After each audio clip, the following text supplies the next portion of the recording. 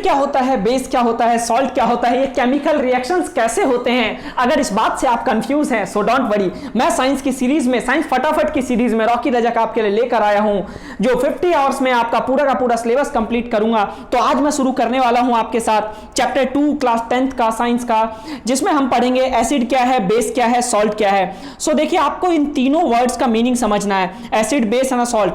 अब आप एसिड जैसे दिमाग में ख्याल आता है, वर्ड्स दिमाग में आता है, आपके दिमाग में ख्याल आ जाता है कि भाई वो सब्सटेंस जो टेस्ट में खट्टा हो उसको बोलते हैं एसिड, और बेस के बारे में जैसे ही ख्याल आता है कि भाई ऐसा सब्सटेंस जो टेस्ट में कड़वा हो उसको बोलते हैं बेस, और सॉल्ट कि भाई ऐसा सब्सटेंस जो टेस्ट में थोड़ा सॉल्टी हो तो उसको हम बोलते हैं सॉल्ट। सो इतना सा जानने से चैप्टर फिनिश नहीं हो जाता है, हमको इन तीनों वर्ड्स के बारे में ब्रीफ में जानना, डिटेल में जानना, जितना ज्यादा जान सकते हैं।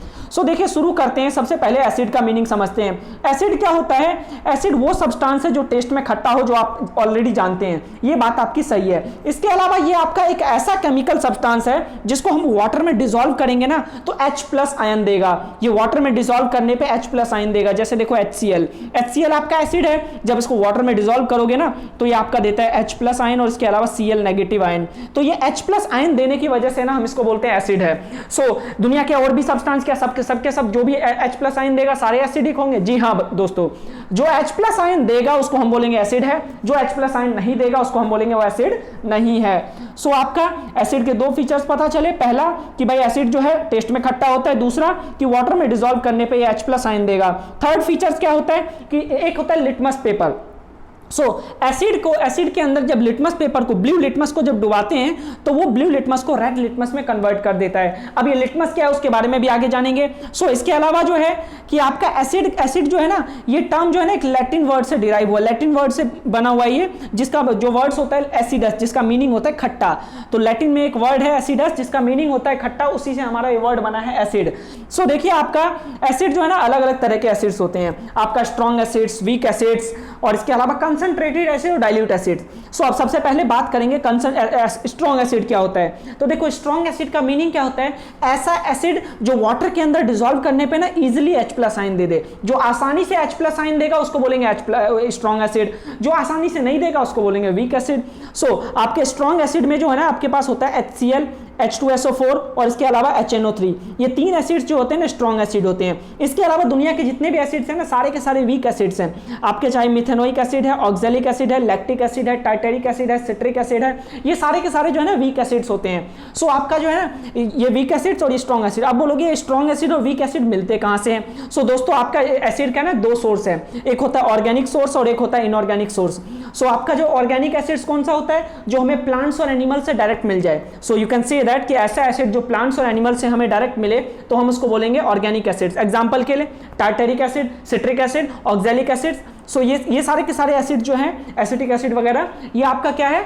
और इसमें ऑर्गेनिक एसिड्स है जो हमें प्लांट्स और एनिमल से मिलते हैं। जैसे कि आपका टमाटर से क्या मिल जाता है? आपका ऑक्जेलिक एसिड्स मिल जाता है। नींबू से क्या मिलता है? सिट्रिक एसिड्स मिलता है। इसके अलावा आपका लैक्टिक एसिड किससे मिलता है? दही से मिलता है। इसके अलावा आपका जो है एसिडिक एसिड मिल जाता है किससे? विनेगर जो है आपका एसिडिक एसिड है। सो ये सारे के सारे एसिड्स जो है ना आपका क्या है? ऑर्गेनिक एसिड्स है। ऐसे ही हमारे पास होता है मिनरल्स एसिड। मिनरल एसिड्स क्या होता है? जिसको हम मैन मेड एसिड्स कह सकते हैं, जो अर्थ के मिनरल से ह्यूमन बीइंग ने बनाया है, अर्थ के मिनरल्स से ह्यूमन बीइंग ने बनाया है, उस एसिड को बोलेंगे मिनरल एसिड्स। और वही मिनरल एसिड्स जो है ना जनरली स्ट्रॉन्ग एसिड्स होता है। मिनरल एसिड बेसिकली आपके चार तरह के होते हैं। कौन कौन सा? एक होता है HCl, एक होता है H2SO4 और इसके अलावा आपका HNO3 और इसके अलावा आपका एक और होता है HCO3। ये आपके चार तरह के एसिड्स होते हैं जिसका नाम है HCl हाइड्रोक्लोरिक एसिड, H2SO4 आपका सल्फ्यूरिक एसिड और इसके अलावा HNO3 आपका जो है नाइट्रिक एसिड और HCO3 आपका कार्बनिक एसिड। सबसे खतरनाक एसिड जो है इसके अंदर ये HCl है। HCl सबसे खतरनाक है, उसके बाद H2SO4 then HNO3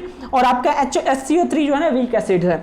mineral acid जरूर है ये, लेकिन इकलौता ये मिनरल एसिड ऐसा है जो वीक एसिड्स है। So that's why I think so आपको आइडिया लग गया होगा कि भाई स्ट्रॉन्ग एसिड्स क्या होता है, वीक एसिड्स क्या होते हैं। आपको इसके एग्जांपल्स कम से कम 2-3 एग्जांपल याद होना चाहिए। इसके अलावा हमारे पास होता है कंसंट्रेटेड एसिड। सो देखो कंसंट्रेटेड एसिड्स क्या होता है कि भाई ऐसा एसिड जिसके अंदर ना वाटर का अमाउंट बहुत ज्यादा कम हो, वाटर का अमाउंट ना के बराबर हो, 5 से 10% वाटर हो और 90 से 95% है ना एसिड हो, उसको बोलते हैं कंसंट्रेटेड एसिड। सो आप कह सकते हैं कि भाई ऐसा एसिड जिसके अंदर मोर अमाउंट ऑफ एसिड हो, लेस अमाउंट ऑफ वाटर हो, उसको कंसंट्रेटेड एसिड्स बोलते हैं। एक होता है डाइल्यूट एसिड। डाइल्यूट एसिड क्या होता है कि भाई ऐसा एसिड जिसके अंदर वाटर की कंसंट्रेशन ज्यादा हो, एसिड का कंसंट्रेशन कम हो। बिल्कुल उसका उल्टा होता है कि भाई डाइल्यूट एसिड के अंदर है ना आपका एसिड जो होगा 5 से 10% और पानी जो होगा 90 to 95%। सिमिलर उसके बिल्कुल कंसंट्रेटेड का उल्टा।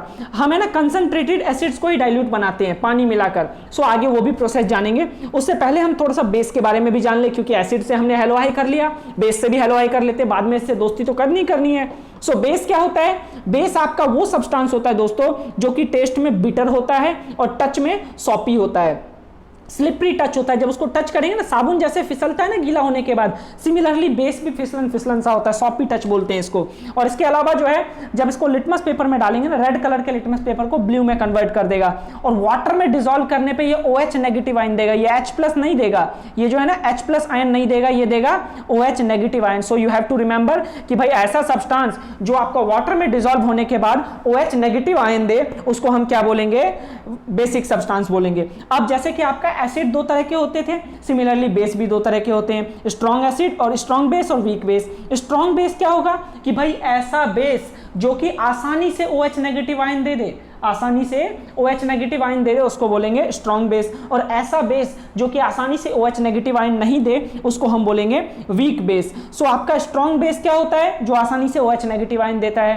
अब OH नेगेटिव आयन देने का मतलब है वाटर में डिसॉल्व होना। सो हम ये भी कहते हैं कि भाई ऐसे एसिड्स जो कि वाटर में इजीली डिसॉल्व हो जाता है, और जो वाटर में डिसॉल्व हो जाता है ना, याद रखना, वो बेस जो वाटर में डिसॉल्व हो जाता है उसको बोलते हैं alkali. So you can say that कि the base which are soluble in water is called alkalis। So alkalies में आपका NaOH हो गया, KOH हो गया, CaOH का होल ट्वाइस हो गया, ये जनरली आपका जो है स्ट्रॉन्ग बेस है। सो आपका NaOH, KOH और COH का होल ट्वाइस जो है स्ट्रॉन्ग बेस है। और वीक बेस में आपका अमोनियम हाइड्रोक्साइड हो गया, मैग्नीशियम हाइड्रोक्साइड हो गया, कैल्शियम हाइड्रोक्साइड हो गया, ये जो है आपका वीक बेस होता है। सो आपका जो है, अब ये था एसिड और बेस।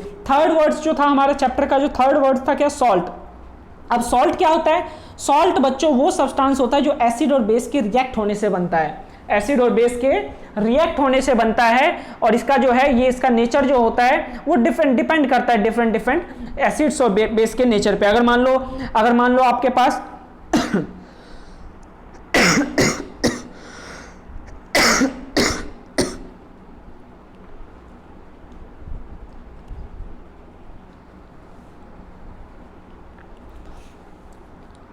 अगर मान लो आपके पास जो है एसिड अगर स्ट्रॉन्ग है, एसिड जो है स्ट्रॉन्ग है और बेस जो है वीक है, सो स्ट्रॉन्ग वाले का इंपैक्ट ज्यादा होता है, सो आपका सॉल्ट जो होगा एसिडिक नेचर का होगा।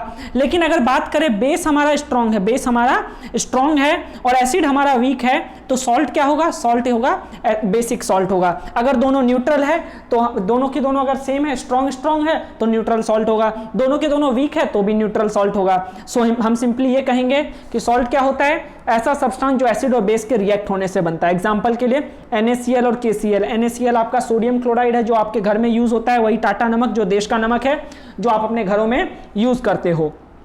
सो अब मुद्दा ये है कि भाई इन एसिड और बेस को हम पहचानेंगे कैसे? हमने पढ़ तो लिया एसिड ये होता है, बेस ये होता है, लेकिन हम इसको पहचानेंगे कैसे? सो इसको पहचान करने के लिए ना हमारे पास एक सब्सटेंस होता है जिसको बोलते हैं इंडिकेटर। इंडिकेटर सुना होगा, गाड़ियों में इंडिकेटर होता है। गाड़ी का इंडिकेटर क्या होता है? क्या करता है? पीछे वाले को या आगे वाले को ये बताता है कि भाई जो बंदा है वो आ रहा है, वो किधर मुड़ेगा, किधर की तरफ वो मुड़ेगा, ये बताता है इंडिकेटर।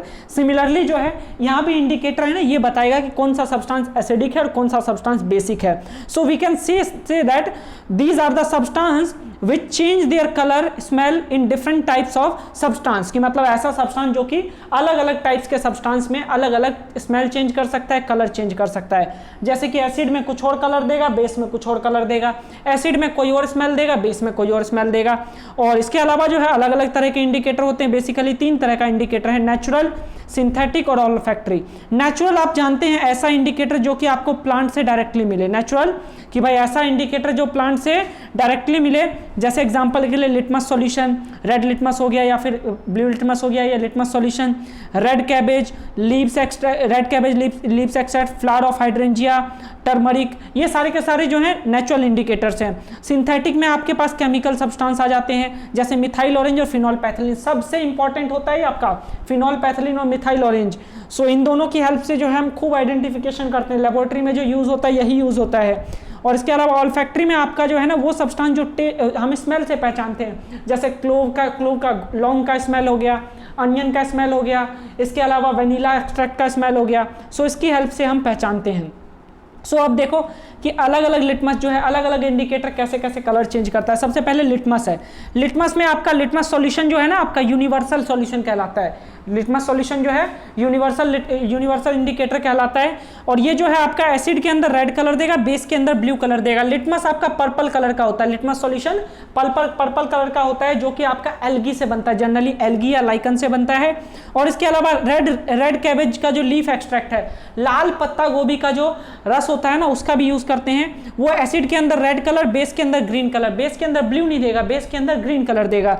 इसके अलावा फ्लावर ऑफ हाइड्रेंजिया, हाइड्रेंजिया का जो फ्लावर होता है ना वो आपका एसिड के अंदर ब्लू देगा और बेस के अंदर पिंक देगा। सो ये आपका जो है अलग अलग नेचुरल इंडिकेटर। इसके अलावा हल्दी के बारे में आप लोगों ने जरूर देखा होगा, जब कभी खाना जो है हमारे कपड़ों के ऊपर गिर जाता है, जब हम उसको वॉश करते हैं ना तो फिर क्या होता है, अगर एसिड डाला है तो एसिड के अंदर नो चेंज, लेकिन जैसे कपड़े धोते हैं तो साबुन रगड़ते हैं, साबुन आपका बेसिक होता है जनरली। सो सॉप रगड़ने से ना वो रेडिश हो जाता है। सो ये भी जो है कंफर्मेशन देता है कि कोई भी सब्सटेंस एसिडिक है या बेसिक है। अगर हल्दी ने लाल कलर कर दिया तो हम बोलेंगे बेसिक है, नहीं किया नो कलर चेंज तो एसिडिक है। अब इसके अलावा सिंथेटिक इंडिकेटर जिसमें दो होता है, फिनॉल पैथिलीन और मिथाइल ऑरेंज। फिनॉल पैथिलीन जो है कलरलेस सॉल्यूशन होता है, पानी की तरह देखने में होता है, और जब इसको एसिड में डालते हो तो कोई चेंज नहीं होता, बेस में डालने पे जो है ये पिंक हो जाता है। सो आपका जो है एसिड के अंदर कोई चेंज नहीं होगा, नो चेंजेस, और बेस के अंदर जो है आपका पिंक कलर का हो जाएगा। इसके अलावा जो आपका मिथाइल ऑरेंज जो है आपका रेड कलर का होता है। मिथाइल ऑरेंज रेड कलर का होता है, एसिड के अंदर रेड ही रहेगा, लेकिन जब उसको बेस में डालेंगे ना तो येलो हो जाता है, बेस में डालने पे ये येलो हो जाता है। सो ये होता है सिंथेटिक इंडिकेटर। देन उसके बाद है ऑल्फैक्टरी इंडिकेटर। ऑल्फैक्टरी इंडिकेटर बताया ऐसा इंडिकेटर जो स्मेल से पहचानते हैं। स्मेल के लिए आपका अनियन बोला, वेनिला एसेंस बोला और क्लोव ऑयल बोला। सो अनियन में क्या होगा, अगर हमने उसको एसिड के अंदर डाला तो स्मेल के अंदर कोई चेंजेस नहीं होगा, जैसा था वैसा ही रहेगा। जैसे कि आपने देखा होगा कि एसिटिक एसिड है, एसिटिक एसिड के अंदर प्याज डालने पे उसका कोई स्मेल चेंज नहीं होता है, लेकिन अगर बात करें उसी को बेस में डाल दें तो बेस में डालने पे क्या होता है, उसके अंदर से कोई स्मेल नहीं आती, स्मेल खत्म हो जाती है। सिमिलरली वेनिला एसेंस है, वेनिला एसेंस क्या होता है कि अगर एसिड के अंदर डाला है तो कलर उसका स्मेल चेंज नहीं होगा, लेकिन अगर बेस में डाला तो उसका स्मेल खत्म हो जाएगा। सिमिलरली क्लोव ऑयल में भी एसिड के अंदर इसकी स्मेल आती रहेगी, बेस के अंदर स्मेल गायब हो जाएगी। सो सिंपली आप ये कह सकते हैं ऑल्फैक्टरी इंडिकेटर में कि भाई एसिड के अंदर उसकी स्मेल को कुछ नहीं होता, बेस के अंदर न जाने कौन सा भूत पकड़ लेता है, गायब भी हो जाता है। सो ये होता है आपका ऑल्फैक्टरी इंडिकेटर। अब उसके बाद जो है हमारा एसिड और बेस की केमिकल प्रॉपर्टीज। सो समझिएगा आपका एसिड और बेस का केमिकल प्रॉपर्टीज। सबसे पहला रिएक्शन करवाते हैं एसिड का मेटल के साथ। सो एसिड का मेटल के साथ रिएक्शन करवाते हैं ना तो हमारा बनता है सॉल्ट प्लस में हाइड्रोजन गैस। सो केमिकल प्रॉपर्टीज का मतलब होता है केमिकल्स के साथ रिएक्शन करवाना, केमिकली वो नेचर में कैसे एग्जिस्ट करता है। सो हम देख रहे हैं एसिड का मेटल के साथ रिएक्शन करवाया तो बना सॉल्ट प्लस में हाइड्रोजन गैस। सो ये क्या है आपका एसिड का मेटल के साथ रिएक्शन। एग्जांपल के लिए जैसे HCl को जिंक में मिलाया तो बनता है ZnCl2 और साथ में H2, तो ये क्या है आपका एसिड का मेटल के साथ रिएक्शन। सिमिलरली मान लो जिंक को H2SO4 में डालेंगे तो भी बनता है ZnSO4 साथ में H2, दो मतलब कि एक सॉल्ट बनेगा और एक हाइड्रोजन गैस प्रोड्यूस होगा। अगर हम बात करें कि भाई एसिड को है ना मेटल कार्बोनेट में मिला दे, एसिड को मेटल कार्बोनेट में मिला दे या मेटल बाइकार्बोनेट में मिला दे, तो याद रखिएगा मेटल कार्बोनेट में मिलाओ या मेटल बाइकार्बोनेट में, आपका प्रोडक्ट दोनों में सेम ही होता है। क्या होता है, सॉल्ट, कार्बन डाइऑक्साइड और वाटर। एग्जांपल के लिए HCl है, HCl को आपने डाला Na2CO3 जिसको बोलते हैं sodium carbonate. So sodium carbonate में डालने पे सॉल्ट बना NaCl साथ में कार्बन डाइऑक्साइड साथ में वाटर। सिमिलरली अगर सोडियम कार्बोनेट की जगह सोडियम बाइकार्बोनेट ले लें, NaHCO3 ले लें, तो आपका ये क्या बनाएगा, NaCl साथ में कार्बन डाइऑक्साइड साथ में वाटर बनाएगा। सो अब यहाँ पे जो है कार्बन डाइऑक्साइड गैस लिबरेट होता है, ऊपर वाले में हाइड्रोजन गैस निकला था ऊपर वाले में मेटल के साथ रिएक्शन करवाने पे हाइड्रोजन गैस निकला था। सो आपसे पूछा भी जाता है हाइड्रोजन गैस की टेस्टिंग कैसे होता है। वैसे मैंने फर्स्ट चैप्टर में बता दिया था, लेकिन फिर से समझो। हाइड्रोजन गैस की टेस्टिंग के लिए क्या करो कि भाई जिस टेस्ट ट्यूब में ना हाइड्रोजन गैस रिलीज हो रहा है ना, उसके आगे ना बर्निंग कैंडल लेकर जाओ। और अगर ये बर्निंग कैंडल जो है ना पॉपअप साउंड के साथ बर्न करता है तो हम बोल देंगे वो क्या है, हाइड्रोजन गैस है। लेकिन अगर पॉपअप साउंड के साथ बर्न नहीं करता या बुझा दिया तो हम बोलेंगे हाइड्रोजन गैस नहीं है। सिमिलरली कार्बन डाइऑक्साइड की टेस्टिंग के लिए क्या करेंगे, कार्बन डाइऑक्साइड को ना स्लेक लाइम वाटर से पास करो लिमिटेड अमाउंट में। जब लाइम वाटर से लिमिटेड अमाउंट में कार्बन डाइऑक्साइड को पास करते हैं ना, तो आपका ये जो है व्हाइट कलर का मिल्की सब्सटेंस बन जाता है कैल्शियम कार्बोनेट का। सो देखो लाइम वाटर COH का होल ट्वाइस होता है, इसके अंदर कार्बन डाइऑक्साइड पास किए तो आपका जो मिल्की प्रोडक्ट बना है ना CaCO3 और साथ में वाटर रिलीज हो जाएगा। लेकिन जब यही कार्बन डाइऑक्साइड एक्सेस फॉर्म में पास कर देते हैं ना, एक्स्ट्रा फॉर्म में, तो आपका ये CaCO3 के साथ कार्बन डाइऑक्साइड फिर से रिएक्शन करता है, पानी में है ही, और साथ में बना लेता है CaHCO3, मतलब कि कैल्शियम बाइकार्बोनेट, जो कि मिल्कीनेस जो है ना खत्म हो जाता है। पहले मिल्कीनेस जो बना था ना कैल्शियम कार्बोनेट का व्हाइट PPT, वो गायब हो जाएगा। सो ये होता है आपका कार्बन डाइऑक्साइड गैस का टेस्टिंग का प्रोसेस। अब उसके बाद जो है एसिड का रिएक्शन जो है बेस के साथ करवा दो। अब जो है पहले एसिड का हमने मेटल के साथ, फिर मेटल कार्बोनेट या मेटल बाइकार्बोनेट के साथ, अब एसिड का रिएक्शन जो है बेस के साथ करवा दो। सो याद रखना जब एसिड का बेस के साथ रिएक्शन होता है ना, उस रिएक्शन को बोलते हैं न्यूट्रलाइजेशन रिएक्शन, और वहां बनता है सॉल्ट प्लस में वाटर। ये आपको पहले भी पढ़ा चुका हूं। सो आपका न्यूट्रलाइजेशन रिएक्शन अगर आपसे पूछा जाए क्या होता है, सो आप क्या बोलोगे, reaction of acid and base is called neutralization reaction. Example के लिए जैसे HCl को NaOH में मिला दो, तो मिलाने के बाद क्या बनेगा, NaCl प्लस में H2O, तो ये क्या है आपका सॉल्ट प्लस में वाटर। सो आपको बताया था ऊपर कि सॉल्ट का नेचर अलग अलग होता है। अगर स्ट्रॉन्ग एसिड है, वीक बेस है, सो सॉल्ट कैसा होगा, एसिडिक होगा, और साथ में आपका वाटर भी प्रोड्यूस होगा। सिमिलरली अगर हम बात करें कि भाई एसिड जो है वीक हो और जो बेस है वो स्ट्रॉन्ग है, तो आपका सॉल्ट कैसा होगा, बेसिक होगा, साथ में वाटर होगा। इसके अलावा स्ट्रॉन्ग एसिड और स्ट्रॉन्ग बेस तो न्यूट्रल सॉल्ट हो जाएगा, दोनों के दोनों वीक तो भी न्यूट्रल हो जाएगा। सो आपका अलग अलग एसिड और अलग अलग बेस के साथ अलग अलग सॉल्ट प्रोड्यूस होता है। इसके अलावा जो है एसिड का रिएक्शन जो है मेटल ऑक्साइड के साथ करवा दो, मेटल के ऑक्साइड के साथ। अब देखो मेटल तो एसिडिक नेचर का होता है, लेकिन मेटल का जो ऑक्साइड्स होता है ना, वो आपका बेसिक नेचर का होता है। सो मेटल ऑक्साइड के साथ जब एसिड का रिएक्शन करवाते हैं ना, तो बनता है हमारे पास सॉल्ट प्लस में वाटर, तो भी बनेगा आपका सॉल्ट प्लस में वाटर। जैसे कि आपका मान लो कि भाई मेटल ऑक्साइड का जो है, जैसे कैल्शियम ऑक्साइड, मैग्नीशियम ऑक्साइड, ये मेटल ऑक्साइड है, इसका रिएक्शन करवा दिया एसिड के साथ तो सॉल्ट प्लस में वाटर। जैसे HCl में कैल्शियम ऑक्साइड डाल दिया तो बनेगा CaCl2 साथ में H2O, तो ये क्या है आपका मेटल ऑक्साइड के साथ रिएक्शन। तो ये था आपका एसिड का रिएक्शन किसके साथ, अलग अलग सब्सटेंस के साथ। 5 रिएक्शन देखा एसिड का। अब इसके बाद जो है 5 रिएक्शन बेस का देखते हैं। बेस का रिएक्शन सेम रिएक्शन है आपका, बेस का पहले मेटल के साथ करवा देंगे तो सॉल्ट प्लस में वाटर हाइड्रोजन बनेगा। जैसे यहाँ पे था ना, एसिड का जो प्रोडक्ट था वही बेस का प्रोडक्ट होगा, कुछ भी डिफरेंट नहीं होगा। एग्जाम्पल के लिए NaOH को अगर जिंक के अंदर डाल दे, पहले जिंक को HCl के अंदर डाला था, अब जिंक को, उसी जिंक को अगर उसमें NaOH में डाल दे तो बनेगा sodium zincate, Na2ZnO2, sodium zincate कहलाता है। ये भी सॉल्ट होता है और साथ में हाइड्रोजन गैस प्रोड्यूस होता है। और यहाँ पे भी हाइड्रोजन गैस की टेस्टिंग के लिए वही प्रोसेस है, बर्निंग कैंडल के पास लेकर जाइए, पॉपअप साउंड के साथ बर्न कर जाता है तो आप बोल देंगे कि भाई ये हाइड्रोजन गैस है, नहीं तो नहीं है। इसके अलावा हमारे पास बेस का जो है मेटल कार्बोनेट और मेटल बाइकार्बोनेट के साथ भी रिएक्शन करवाते हैं। लेकिन ध्यान रहे कि भाई बेस जो है ना कभी भी मेटल कार्बोनेट या मेटल बाइकार्बोनेट के साथ रिएक्शन ही नहीं करता, इसलिए इसका नो रिएक्शन। आंसर क्या आएगा, नो रिएक्शन।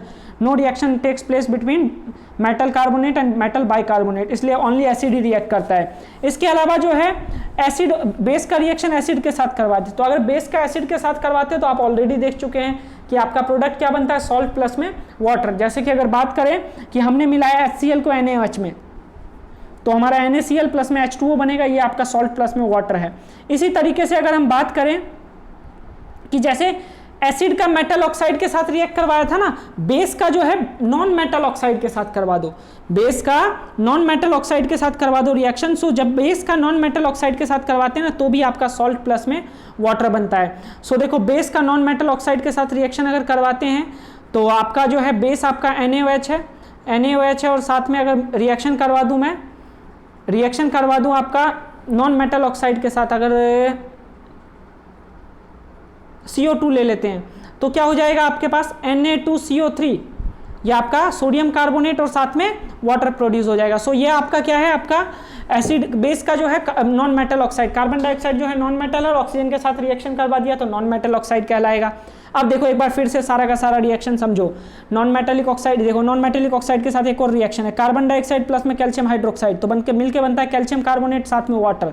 सो ये भी आपका नॉन मेटल ऑक्साइड के साथ रिएक्शन है। अब एक बार फिर से समझो कि भाई एसिड के साथ रिएक्शन क्या होता है सभी चीज का, और बेस के साथ क्या होगा। सो एसिड के साथ जो रिएक्शन है ना, मेटल कार्बोनेट का करवाते हैं एसिड का, तो सॉल्ट प्लस में कार्बन डाइऑक्साइड प्लस में वाटर, उसी में मेटल बाइकार्बोनेट के साथ करवाएंगे तो भी प्रोडक्ट सेम रहेगा, कुछ फर्क नहीं पड़ेगा। एग्जांपल के लिए HCl प्लस में अगर हम बात कर दें मेटल कार्बोनेट में Na2CO3 और मेटल बाइकार्बोनेट में Na2CO3 NaHCO3, तो प्रोडक्ट आपका सेम रहेगा, कार्बन डाइऑक्साइड वाटर और साथ में आपका सॉल्ट। सो इसके अलावा एसिड का अगर मेटल के साथ रिएक्शन करवाते हैं, सॉल्ट प्लस में हाइड्रोजन हो गया, जैसे जिंक प्लस में HCl ZnCl2 बन जाता है, साथ में hydrogen gas. Similarly metal acid का जो है मेटल ऑक्साइड के साथ करवा देंगे तो आपका बनेगा सॉल्ट प्लस में वाटर, जैसे कि आपका मेटल उसमें एसिड में HCl ले लिया और मेटल ऑक्साइड में ले लिया CaO, सो आपका जो क्या बन जाएगा CaCl2 प्लस में आपका H2O बन जाएगा। इसके अलावा मेटल का एसिड का बेस के साथ रिएक्शन तो सॉल्ट प्लस में वाटर बन जाएगा। इसके अलावा बेस का रिएक्शन इन पांचों के साथ फिर से देखते हैं। बेस का रिएक्शन जब मेटल के साथ होता है तो वही बनता है सॉल्ट प्लस में हाइड्रोजन, और बेस का रिएक्शन जो है मेटल कार्बोनेट के साथ होता है, मेटल कार्बोनेट या मेटल बाइकार्बोनेट के साथ कोई रिएक्शन ही प्लेस नहीं करता, ये आपको पहले भी बताया। और बेस का रिएक्शन जब एसिड के साथ करते हैं तो न्यूट्रलाइजेशन रिएक्शन होता है और प्रोडक्ट में बनता है सॉल्ट प्लस में वाटर, और नॉन मेटेलिक ऑक्साइड के साथ बेस का रिएक्शन करवाते हैं तो भी सॉल्ट प्लस में वाटर ही बनता है। सो ये रिएक्शन था, केमिकल प्रॉपर्टीज था एसिड एंड बेस का, सो आपको याद रखना है। अब देखो कई बार पूछा जाता है कि भाई सभी एसिड और सभी बेस में कॉमन क्या है, तो देखो भाई सभी एसिड में कॉमन क्या है कि वो सबके सब H+ आयन देते हैं, जब भी वो वाटर के अंदर डिसॉल्व करो H+ आयन देगा, और जिसके अंदर जितना ज़्यादा H+ आयन होगा वो उतना ही स्ट्रॉन्ग एसिड होगा, जो जितना आसानी से H+ आयन दे देगा वो उतना ही स्ट्रॉन्ग एसिड होगा। और बेस के अंदर क्या होता है, सारे के सारे बेस जो है OH नेगेटिव आयन देता है, OH नेगेटिव आयन देता है। इसलिए आपके पास क्वेश्चन आता है कि भाई जो आपका ग्लूकोज है और इसके अलावा अल्कोहल है उसके पास भी हाइड्रोजन है लेकिन वो एसिडिक बिहेवियर शो नहीं करता है, भाई तो उसका रीजन क्या है कि भाई उसके पास हाइड्रोजन है तो सही लेकिन वाटर में डिसॉल्व करने पे नहीं देता है। जैसे C2H5OH ये आपका अल्कोहल है, सिमिलरली C6H12O6 ये भी आपका अल्कोहल ग्लूकोज है आपका। सो इन दोनों को जब अगर हम बात करें वाटर के अंदर डिसॉल्व करते हैं तो H+ आयन नहीं देता है, सो दैट्स वाई हम बोलते हैं ये जो है एसिडिक नेचर का नहीं है। सो आपको समझ में आया होगा एसिडिक नेचर एसिड और बेस में कॉमन क्या होता है, सभी एसिड H+ आयन देगा, सभी बेस OH नेगेटिव आयंस देंगे। इसके अलावा जो है कि भाई एसिड और बेस का जो है वाटर सॉल्यूशन बनाएंगे तो वो क्या हो जाएगा, डाइल्यूट हो जाएगा। एसिड के अंदर H+ आयन देता है, H+ आयन क्या करता है H2O के साथ रिएक्शन करने के बाद H3O पॉजिटिव बना लेगा। सो आपका जो है इसलिए HCl प्लस में H2O जो रिएक्शन करवाते हैं H3O पॉजिटिव प्लस में Cl नेगेटिव बनाता है।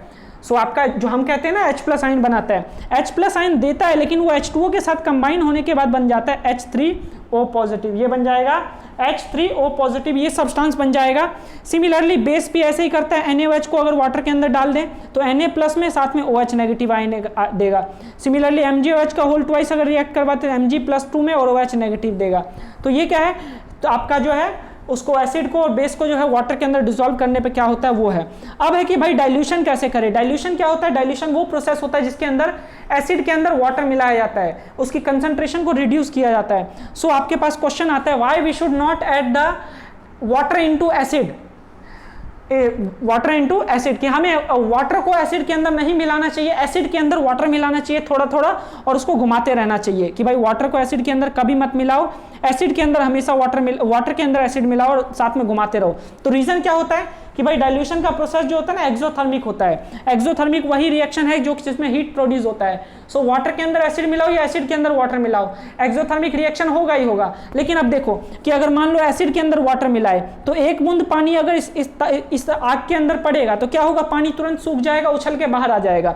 लेकिन अगर वही एसिड को लार्ज अमाउंट में वाटर के अंदर अगर डिप करते हैं तो अगर एक बूंद एसिड आया है, चारों साइड से वाटर ठंडा ठंडा है, तो वो उसको क्या करेगा, कूल कर देगा। एग्जाम्पल के लिए जैसे गर्म तवे पे पानी डालते हो तो क्या होता है, उछलता है, नहीं किया अभी तक तो करके देखना। गर्म तवे पे एक बूंद पानी डालोगे ना तो आपके ऊपर उल्टा उड़ होके आ जाएगा, क्योंकि आपका जो है तवा बहुत ज़्यादा, तवा के पास ऑलरेडी हीट है और उसके अंदर और हीट करने के लिए गए हो तो एक्सोथर्मिक हो रहा है। लेकिन उसी तवे को उठाकर अगर पानी में डाल दो, बाल्टी भर पानी में, तो आपका जो है कुछ फर्क नहीं पड़ता, वो जल्दी ठंडा हो जाता है। सो ऐसा क्यों? क्योंकि आपका जो है उसके अंदर जो है चारों साइड, ये देखो तवा है, इसको जब वाटर में डालेंगे तो चारों साइड वाटर का जो कोल्ड का कंसंट्रेशन ज़्यादा है, जिसकी वजह से वो स्प्लैश नहीं होता है। सो आपके पास जो क्वेश्चन आता है, why we should add the acid into the water instead of water into the acid. So उसके पीछे रीजन क्या होगा? We should add the water acid into the water because it's a highly exothermic process. If we will add the acid into water into acid then it will splash out on our body और इसके अलावा beaker भी टूट जाएगा। सो ये जो है आपका, इस कारण से हम जो डाइल्यूशन का प्रोसेस में वाटर के अंदर एसिड मिलाते हैं, ना कि एसिड के अंदर वाटर। सो अब जो है आपका ये बताया आपको, स्प्लैश हो जाएगा जिसकी वजह से आप बर्न हो जाएंगे और इसके अलावा ग्लास कंटेनर भी टूट सकता है। अब स्ट्रेंथ ऑफ एसिड किसके ऊपर डिपेंड करेगा कि कौन सा एसिड कितना ज़्यादा ताकतवर है? तो स्ट्रेंथ ऑफ एसिड जो है ना डिपेंड करता है यूनिवर्सल इंडिकेटर के ऊपर। अब बोलोगे ये यूनिवर्सल इंडिकेटर क्या है? अगर याद हो चैप्टर के स्टार्टिंग में बताया था, यूनिवर्सल इंडिकेटर ना कई सारे इंडिकेटर का मिक्सचर होता है। Universal indicator is a mixture of multiple indicator, जो कि आपका जनरली लिटमस सॉल्यूशन के नाम से जाना जाता है। और ये पर्पल कलर का होता है, ये एसिड के अंदर रेड कलर का देगा और बेस के अंदर ब्लू कलर शो करता है। सो अलग अलग सब्सटेंस में अलग अलग कलर शो करेगा on the basis of red और ब्लू, और उसी के बेसिस पे जो है हम डिसाइड करते हैं कि कोई भी सब्सटेंस कितना ज़्यादा एसिडिक है और कितना ज़्यादा बेसिक है। सो इसको मेजर करने के लिए, इसके स्ट्रेंथ को मेजर करने के लिए हमारे पास एक स्केल होता है जिसको बोलते हैं पीएच स्केल। इस पीएच स्केल पे ना हमारे पास मिड में होता है, मिड में जो वैल्यू होती है वो होता है 7 और लेफ्ट साइड में 0 से लेकर 7 के बीच में होता है, और इसके अलावा यहाँ राइट साइड में 14 होता है। अगर मान लो किसी सब्सटेंस का ना पीएच वैल्यू 7 है तो हम बोलते हैं वो न्यूट्रल है, ना ही एसिडिक है ना ही बेसिक है। जैसे अल्कोहल है, वाटर है, ये आपका क्या है? न्यूट्रल होता है। लेकिन 7 से नीचे जाता है ना, तो जितना नीचे चलता चला जाएगा उतना ही स्ट्रॉन्ग एसिड बढ़ता चला जाएगा, और जिसकी पीएच वैल्यू जितना ज्यादा कम उसके अंदर उतना ही H+ आयन का कंसंट्रेशन ज्यादा। तो मतलब कि इस न्यूट्रल पॉइंट से लेफ्ट साइड में मूव करें तो H+ आयन का कंसंट्रेशन बढ़ेगा और एसिडिक नेचर बढ़ेगा। स्ट्रॉन्ग एसिड जो होता है ना, जैसे आपका HCl H2SO4, उसकी पीएच वैल्यू 0, 1, 2 इस तरीके से होता है। लेकिन अगर बात करें स्ट्रॉन्ग बेस का, तो स्ट्रॉन्ग बेस जो है ना उसका पीएच वैल्यू 14 होता है लगभग NaOH का। और जो ये है आपका राइट, इसमें आपका न्यूट्रल पॉइंट से राइट में जाएंगे तो सारा का सारा सब्सटेंस बेसिक देखने को मिलेगा और उसकी बेसिक नेचर जो है स्ट्रांग होता चला जाएगा। सो ये जो है आपका रीजन होता है पीएच स्केल का। सो देखो आपको दिखाया, ये पीएच स्केल है आपका। पीएच स्केल में आपका सबसे कम, अगर मान लो बेसिक नेचर सबसे कम है तो एसिडिक नेचर सबसे ज़्यादा होगा। ये आपका वीक एसिड है, ये स्ट्रॉन्ग एसिड है। सिमिलरली बेस में ये वीक बेस है, ये स्ट्रॉन्ग बेस है, और दोनों के बीच में होता है न्यूट्रल पॉइंट जो कि आपका वाटर होता है। और इसके अलावा जब डाइल्यूशन करते हैं ना, वाटर में एसिड ऐड करते हैं, वाटर का अमाउंट ज़्यादा रखते हैं, तो पीएच जो है इंक्रीज हो जाता है। पीएच का इंक्रीज होना यानी कि बेसिक नेचर का इंक्रीज होना, और पीएच का रिड्यूस होना यानी कि जो है एसिडिक कैरेक्टर का इंक्रीज होना। सो आपको बताया 7 न्यूट्रल पॉइंट है, इधर आने पे H+ आयन का कंसंट्रेशन बढ़ेगा, इधर आने पे H+ आयन का कंसंट्रेशन घटेगा। अब उसके बाद जो है पीएच का हमारी डेली लाइफ में क्या यूज़ है? तो बच्चों पीएच का ना हमारी डेली लाइफ में बहुत बड़ा यूज़ है। सो आपका सबसे पहला यूज़ जो है आपका हमारी ह्यूमन बॉडी के अंदर, ह्यूमन बॉडी का जो जैसे एनिमल बॉडी है ना, हमारी बॉडी का जो पीएच रेंज होता है 7 से 7.8 होता है। अगर मान लो हमें 7 से 7.8 है ना पीएच रेंज, तो कोई दिक्कत वाली बात नहीं है। लेकिन जैसे ही ऊपर नीचे होता है ना, हम भी ऊपर नीचे होना शुरू कर देते हैं। जैसे एग्जाम्पल के लिए मान लो माउथ के अंदर, अगर मान लो ब्रश नहीं करते हो खाना खाने के बाद, तो माउथ के अंदर जो शुगर प्रेजेंट है ना, वो क्या करेगा, माउथ के अंदर एसिडिक सब्सटेंस बना लेगा, जिसकी वजह से आपकी टिथ में है ना, वो टिथ को डीके करना शुरू कर जाएगा धीरे धीरे। स्टार्टिंग फेज में आपको पता नहीं चलेगा, लेकिन बट आफ्टर सम टाइम जो है जब टूथ जो है आपका डीके होना शुरू हो जाएगा, उसके अंदर कैविटी हो जाएगी, तब आपको एहसास होगा कि भाई पीएच का मेंटेन करना कितना जरूरी है। इसलिए जो हम टूथ ब्रश करते हैं डेली, ताकि हम अपने माउथ को न्यूट्रलाइज कर सके। सो आपका जो है अगर माउथ का पीएच है ना, अगर 5.5 से नीचे चला जाए, तो उस केस में हम क्या बोलते हैं कि वो टूथ डीके होना शुरू हो जाएगा। सिमिलरली अगर बात करें, कुछ प्लांट्स भी जो है वो सेंसिटिव होते हैं एसिड और बेस से। सो आपका अगर मान लो रेन वाटर जो है, रेन वाटर की पीएच वैल्यू 5.6 से नीचे चला जाए, तो उसको बोलते हैं एसिडिक रेन। और एसिडिक रेन जो है ना, बहुत सारे एक्वेटिक एनिमल्स, एक्वेटिक प्लांट्स के लिए हार्मफुल होता है। वाटर बॉडीज में क्या होता है, ये ऐड हो जाते हैं एसिड, जिसकी वजह से बायोलॉजिकल ऑक्सीजन डिमांड क्रिएट कर देते हैं। मतलब बायोलॉजिकल ऑक्सीजन डिमांड क्या होता है कि भाई वाटर के अंदर ना ऑक्सीजन के कंसंट्रेशन को रिड्यूस करना, सो उसके कंसंट्रेशन को बढ़ाना फिर डिफिकल्ट हो जाता है, जिसकी वजह से एक्वेटिक लाइफ डिस्टर्ब हो जाती है।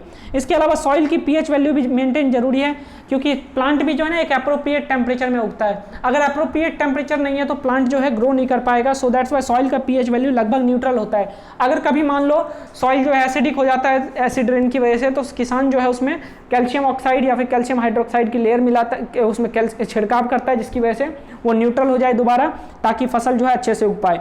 इसके अलावा डाइजेस्टिव सिस्टम में भी पीएच का जो है बहुत अहम रोल है। आप जानते हो हमारा स्टमक HCl रिलीज करता है, और HCl जो है फूड के डाइजेशन में बहुत ज़्यादा हेल्पफुल होता है, और कई बार जो है ड्यूरिंग डाइजेशन एक्स्ट्रा HCl निकल जाता है, जिसकी वजह से हैवी पेन शुरू हो जाता है, इरिटेशन होना शुरू हो जाता है। उससे रिलीफ पाने के लिए हम एंटासिड यूज़ करते हैं। एंटासिड में आपका मिल्क ऑफ मैग्नीशिया हो गया, या फिर आपका जो है उसमें जेंटेक है, रेंटाडाइन है, ये आपका क्या करता है, न्यूट्रलाइजेशन रिएक्शन करता है, न्यूट्रलाइजेशन रिएक्शन करता है, जिससे आपको रिलीफ प्रोवाइड करता है, और इनो वगैरह भी ले लेते हो। इसके अलावा आपका जो है pH change in tooth decay, बताया आपको 5.5 से कम हो जाए पीएच वैल्यू तो आपका टूथ डीके होना शुरू हो जाता है, जिसके लिए हम ब्रश करते हैं।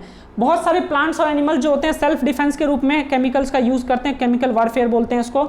जैसे कि आपका नेटल का लीफ जो है ना, नेटल का लीफ जो है उसके अंदर ना हेयर लाइक प्रोजेक्शन होता है। नेटल के लीफ में हेयर लाइक प्रोजेक्शंस होते हैं। अभी इसमें एनसीईआरटी के बुक में आपका डायग्राम बना हुआ है।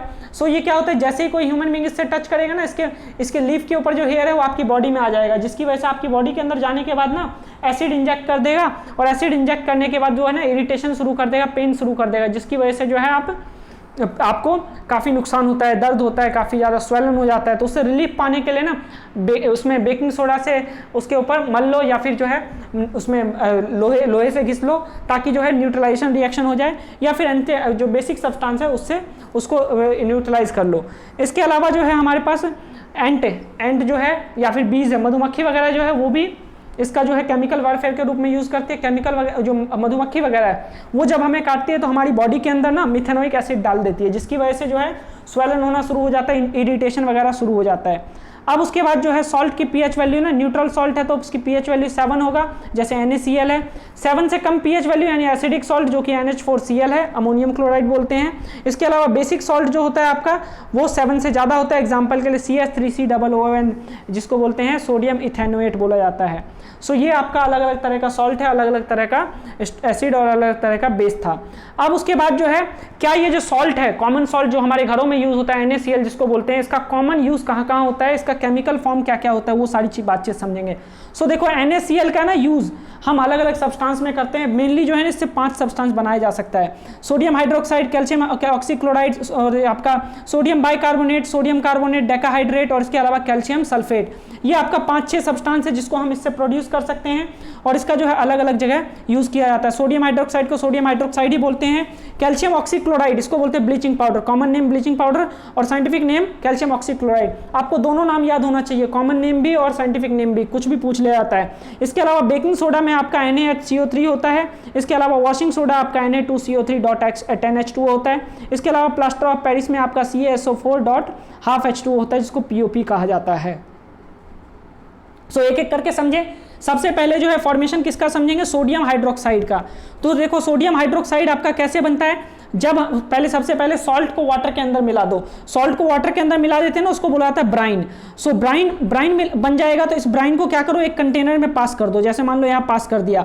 अब इस कंटेनर में बीच में ना मेम्ब्रेन लगा हुआ है, बहुत ही सेमी परमिएबल मेम्ब्रेन है, बिल्कुल सेल मेम्ब्रेन की तरह, और इसके अंदर ना हमने ग्रेफाइट रॉड डाल रखा है 2, एक को लेफ्ट साइड में, एक को राइट साइड में, और इसके अंदर हमने इसको बैटरी से अटैच कर रखा है, एक को बना दिया पॉजिटिव टर्मिनल, एक को बना दिया नेगेटिव टर्मिनल। अब देखो क्या होगा कि जैसे ही हम ब्राइन डालेंगे ना, तो आपका ये आयन में कन्वर्ट होगा।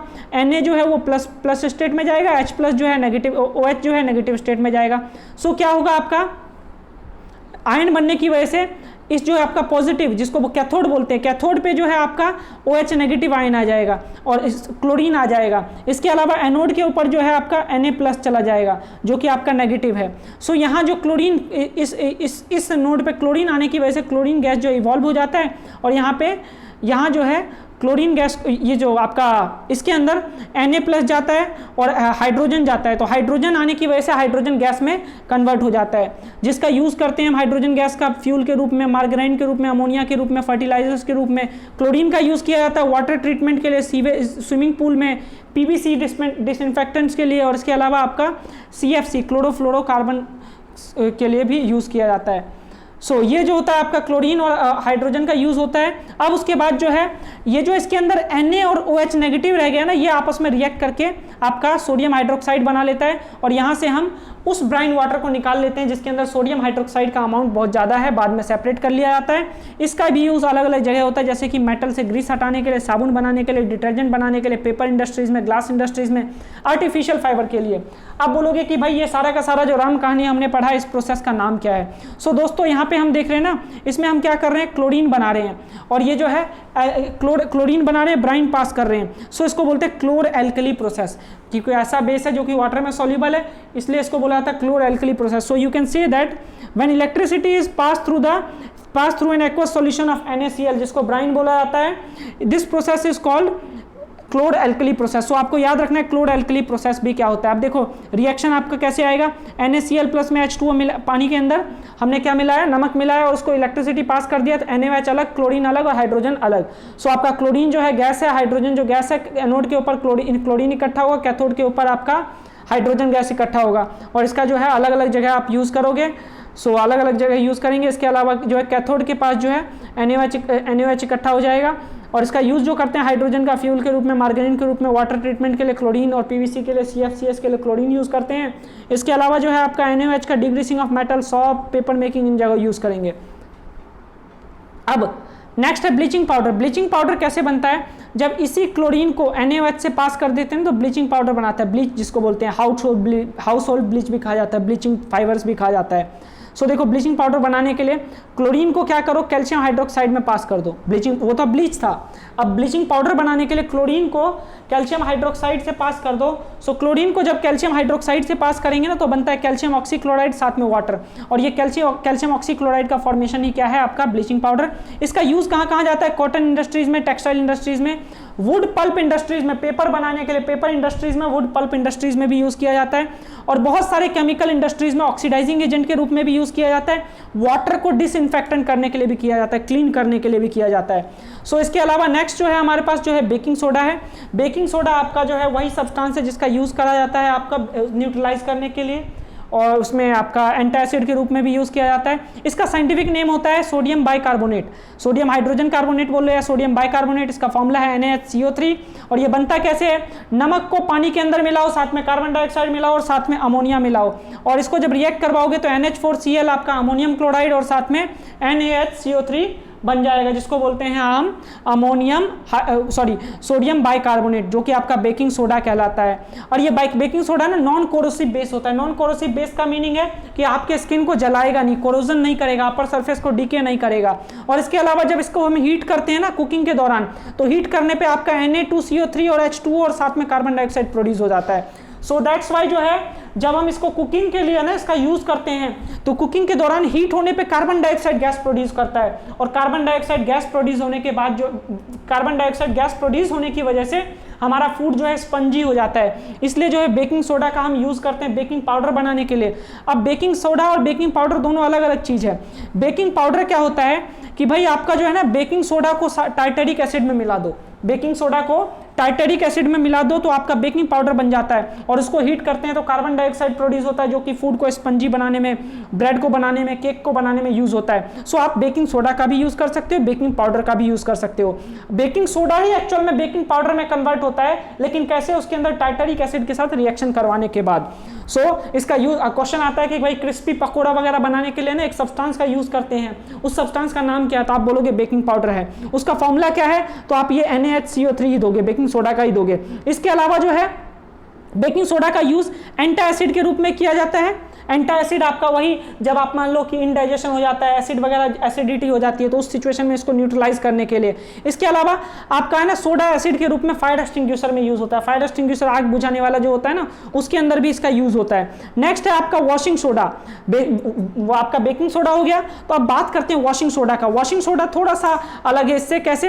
ये होता है आपका Na2CO3.10H2O, Na2CO3.10H2O, इसका बोलते हैं आपको sodium carbonate decahydrate, sodium carbonate decahydrate. तो ये कैसे बनेगा आपका? इसको बनाने के लिए ना आपका जो ये था ना सोडियम बेकिंग सोडा को हीट करो, हीट करने पे आपका जो बना ये सोडियम कार्बोनेट बना था ना, इस सोडियम कार्बोनेट के अंदर जस्ट पानी मिला दो। आपका सोडियम कार्बोनेट के अंदर जस्ट पानी मिला दो। सो आपका देखो यहाँ पे Na2CO3 में हमने 10 मोल ऑफ H2O मिलाया, जिससे आपका Na2CO3.10H2O बना।